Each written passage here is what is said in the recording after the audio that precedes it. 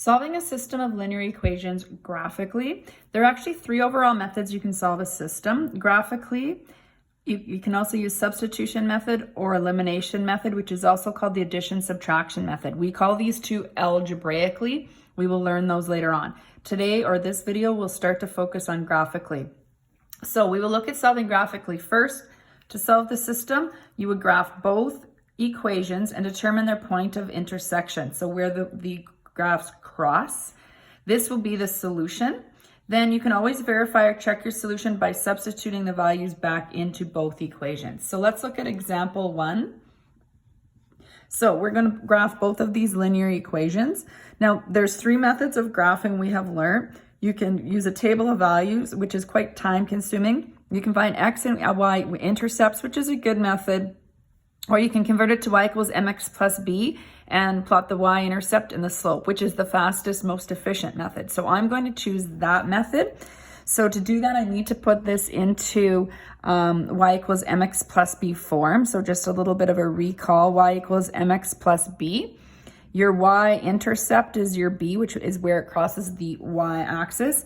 And m will be your slope. So remember, with your slope, you're going to be thinking of rise over run. So to get y by itself here, we're going to move x over to the other side. So we're going to get y is equal to negative x plus 8. Then I'm going to graph this equation.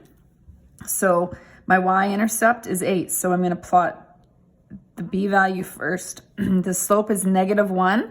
So that means my rise over my run is negative 1 over 1. So negative means I'm going to count down 1. Run of 1 means I'm going to go to the right.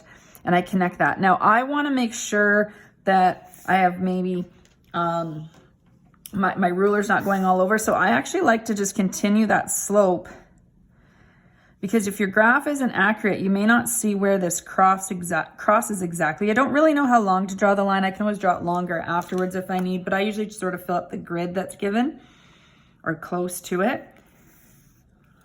So that's our first equation. You could label it if you want. Next equation, we're going to convert this to y equals mx plus b form. So I need to move the 3x over here. I'm going to go over here where I have a little more room. So we have negative 2y is equal to negative 3x plus 14. Now I'm going to divide off the negative 2. So we're going to get y is equal to negative 3 over negative 2, which becomes positive 3 over 2. X, 14 divided by negative 2 is minus 7. So now I'm going to graph that. So b is negative 7, so I'm going to go to y-intercept of negative 7. My slope is 3 over 2, so I'm going to go up 3. So 1, 2, 3, and right 2. And again, I like to have more points rather than just worry about my ruler sort of slotting around. So I'm going to continue counting the rise over run. So 1, 2, 3, right 2. Up 3, right 2. Up 3, right 2. Now I see that it crossed there, so I don't need to go further than that.